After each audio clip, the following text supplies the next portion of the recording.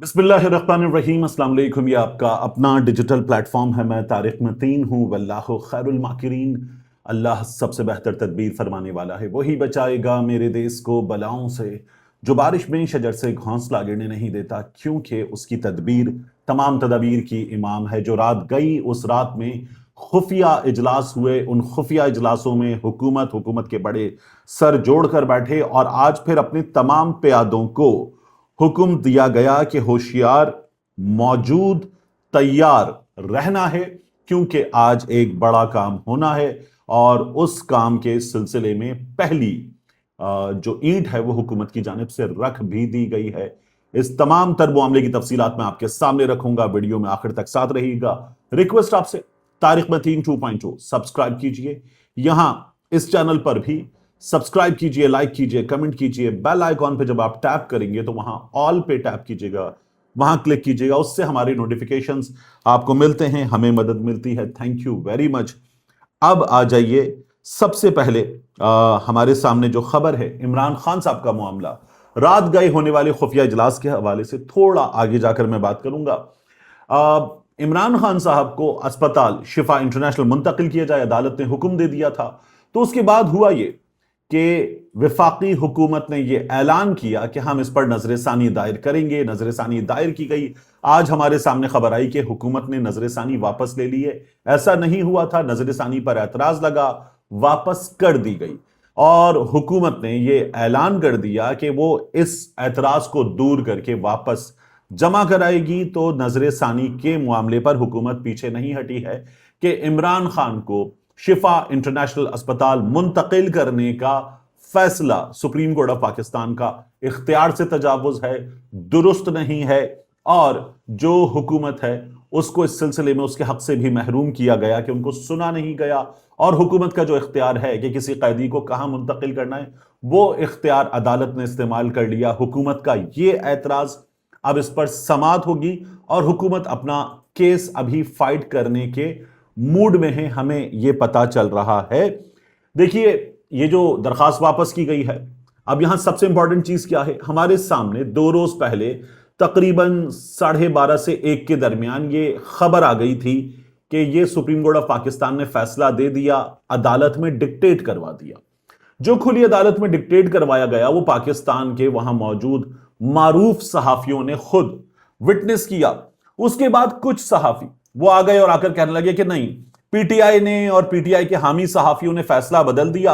अदालत ने तो इतना कहा है कि इमरान खान को अस्पताल ले जाओ, ले जाके चेकअप करवा लो और बस। ये अस्पताल मुंतकली की खबर गलत है। कुछ लोगों ने कहा इंतजार कीजिए, तहरीरी फैसले का इंतजार कीजिए, जो अदालत ने खुली अदालत में डिक्टेट करवा दिया। आमतौर पर जज साहिबान कहते हैं हमने फैसला कर लिया, थोड़ी देर में मुख्तसर फैसला देते हैं, या मुख्तसर फैसला अगर थोड़ी देर की बात ना हो तो जारी करेंगे। कई दफा होता है कि खुली अदालत में डिक्टेट करवा दिया जाता है। जब फैसला खुली अदालत में डिक्टेट करवा दिया गया तो फैसला आ चुका था, या कम से कम मुख्तसर फैसला तो आ ही चुका था। उसके बाद ये फैसले का इंतजार कीजिए वाले सहाफी जो हैं वो शोर मचाते रहे, फिर फैसला आया और वही फैसला आया तो उन्हें शर्मिंदगी हुई। उनमें से बाज ने कहना शुरू किया कि नहीं, हम तो ये कह रहे थे इंतजार तो कर लें, अब आ गया है तो देखिए आ गया है। अब उसके बाद जो सिचुएशन है वो ये कि 12 से 1 के दरमियान फैसला सुना दिया गया था। जो तहरीरी तौर पर फैसला आया था वो 4 के आसपास आया था। तो आखिरी चंद घंटे हैं, अगर ये चंद घंटे गुजरते हैं और इमरान खान साहब को अस्पताल मुंतकिल, शिफा इंटरनेशनल अस्पताल मुंतकिल नहीं किया जाता, तो फिर क्या तौहीन अदालत की कार्रवाई होगी? ये बहुत बड़ा सवाल है, क्योंकि ये मुमकिन है अदालत के हुक्म पर अमल दरामद नहीं किया गया। याद रखिएगा, ये जो लाइंस अब आप देख रहे हैं इसमें लिखा हुआ है कि इस फैसले पर जो एतराजात हैं वो भी तब सुने जाएंगे जब नेक्स्ट हियरिंग होगी, और नेक्स्ट हियरिंग होगी अदालती छुट्टियों के बाद, यानी सितंबर में। तो इमरान खान साहब सितंबर तक शिफा इंटरनेशनल अस्पताल में हैं, ये बात की जा रही थी। हुकूमत को यह कबूल नहीं था, हुकूमत को तो यह भी कबूल नहीं था कि अस्पताल ही मुंतकिल किया जाए। तो इसलिए यह सारा झगड़ा हमारे सामने इस तरह से आया और अब यह सवाल पैदा हो रहा है कि क्या होगा, तौहीन अदालत की कार्रवाई होगी या नहीं होगी। बड़े बड़े तज्जियाकार ये कह रहे हैं कि तौहीन अदालत की कार्रवाई हो सकती है, जिसके नतीजे में عمل درآمد نہ کرنے والی اتھارٹی، جو اس کیس میں شہباز شریف صاحب ہو سکتے ہیں، وزیر قانون صاحب ہو سکتے ہیں، اس کیس میں یہ معاملہ جیل کا جو محکمہ ہے وہ یا تو جیل خانہ جات کے وزیر کے نیچے یا محکمہ داخلہ کے نیچے ہوتا ہے، وہ ہو سکتے ہیں۔ تو عدالت پھر تعین کرے گی کہ کس کو سزا ملے گی۔ شہباز شریف صاحب ہو سکتے ہیں۔ آپ کو یاد ہے کہ یوسف رضا گیلانی صاحب کو عدالت نے سزا دی تھی کہ آپ نے زرداری صاحب کے معاملے پر خط لکھنے کا عدالتی حکم نہیں مانا، آپ کو سزا دی جاتی ہے کھڑے ہو جائیے، کھڑے ہو جائیے ٹل دی رائزنگ آف دا کورٹ۔ وہ کھڑے ہو گئے، جج صاحبان اٹھے اور اٹھ کر چلے گئے۔ جب اٹھ کر چلے گئے تو یوسف رضا گیلانی کی سزا کوئی 30 سیکنڈ کے آس پاس تھی، 28-30 سیکنڈ 32 سیکنڈ۔ یوسف رضا گیلانی صاحب نے مسکرا کے اپنے ساتھی کو دکھا اور کہا بس اتنی سزا، یہی تھا۔ اور یہ بالکل وہ فلم لگان والا سین تھا کہ جب کیپٹن نے کیچ پکڑ لیا، خوش ہوا اور کہا یہ، اور پھر لوگوں نے اپنا ماتھا پیٹا تو اسے اندازہ ہوا کہ وہ لکیر کراس کر چکا تھا، سب کچھ ختم ہو چکا تھا۔ یوسف رضا گیلانی عدالت میں مسکرائے تھے کہ بس یہ چند سیکنڈ کھڑے ہونے کی سزا، لیکن بعد میں پتا چلا کہ حضور والا اب آپ چونکہ سزاوار ہو چکے، سزا یافتہ ہیں، تو آپ کی وزارت عظمیٰ ختم۔ عدالت کا فیصلہ کچھ دنوں میں آیا تھا۔ یوسف رضا گیلانی چلے گئے تھے، اپنا پی ایم آفس سنبھال رہے تھے، لیکن پھر عدالت نے حکم دیا کہ آپ اب نااہل ہو چکے، سزا یافتہ ہیں، تو اب آپ وزیر اعظم نہیں رہے۔ اور کس دن سے نہیں رہے؟ اس لمحے سے، اس دن سے جب آپ کو عدالت میں سزا دی گئی کہ کھڑے ہو جائیے، تو آپ تب سے وزیر اعظم نہیں۔ اس کے بعد جتنا آپ نے آفس سنبھالا وہ آپ کا بطور وزیر اعظم کام شمار نہیں ہوگا۔ تو آج بھی یہ ہو سکتا ہے، یہ بات کی جا رہی ہے۔ میرا یہ خیال ہے، میری یہ رائے ہے کہ جتنا ہمارے ہاں اس وقت ٹیمپریچر ہائی ہے، اس ہائی ٹیمپریچر میں اور جس طرح کی حکومت نے عدالت کے معاملے میں حالیہ دنوں میں قانون سازی کی، جو کچھ کیا گیا، اور جس طرح سے حکومت نے یہ بھی کر کے دکھایا کہ مخصوص نشستوں کا فیصلہ تھا اور اس کے ساتھ ساتھ فیصلہ تھا 2 صوبوں میں انتخابات کا، نہیں مانا تھا، تو اب بھی حکومت کو مشورہ دینے والے یہ مشورہ دے رہے ہیں کہ عدالت کا یہ حکم غیر آئینی، غیر قانونی حکم ہے، نہیں مانو گے تو توہین عدالت نہیں لگے گی۔ اور حکومت کو جو جو ٹونکس پلائے گئے ہیں، ان ٹونکس کی بنا پر حکومت کو بالکل پوپائدہ سیلر کی طرح اپنے بازوؤں میں، ڈولوں میں ٹینک چلتے ہوئے محسوس ہو رہے ہیں۔ تو اس لیے حکومت جو ہے وہ اگر یہ نہیں مانے گی تو حکومت کے مشیر یہ کہتے ہیں نہ مانو، کوئی فرق نہیں پڑتا۔ دیکھتے ہیں اس معاملے میں کیا ہوتا ہے، لیکن یہ بہت ممکن ہے کہ یہ ہو جائے گا اور یہ حکومت سزا بھی سن سکتی ہے۔ دوسرا، میں آپ کو بتاؤں کہ ہمارے سامنے آج خبریں آنا شروع ہوئیں۔ زاہد فاروق صاحب نے خبر دی، عدیل راجہ صاحب نے خبر دی، صدیق ساجد صاحب نے خبر دی، اور پتہ یہ چلا کہ بہت باخبر ذرائع نے یہ بتایا کہ آج قومی اسمبلی کے حکومتی ارکان کو، نون لیگ کے ارکان کو یہ کہا گیا کہ ہر صورت میں اسمبلی پہنچنا ہے آپ کو، اور قومی اسمبلی اور سینٹ سے ایک خفیہ بل کی منظوری کا انکشاف، یہ صبح خبر دی گئی، اور کابینہ کے اجلاس میں وہ بل پہلے منظور کیا جائے گا، اس کے بعد ایوان میں پہنچے گا اور آج ہی منظور ہو جائے گا۔ حکومت ضمنی ایجنڈے کے ذریعے قومی اسمبلی میں یہ بل پیش کرے گی، قواعد معطل کر کے منظور کروانے کی کوشش کی جائے گی۔ اور یہ بھی پتا چلا کہ اس بل کے سلسلے میں حمایت حاصل کرنے کے لیے آصف علی زرداری صاحب سے محسن نقوی صاحب نے ملاقات کی اور پاکستان پیپلز پارٹی سے رابطہ کر کے حکومت نے کہا ہے کہ اس بل پر ساتھ دینا ہے۔ اب کابینہ سے کیا منظور ہو چکا؟ کچھ دیر پہلے وفاقی کابینہ نے ڈیفنس فورسز ایکٹ اور نیشنل کمانڈ اتھارٹی ایکٹ 2010 میں ترمیم کی منظوری دیتی ہے۔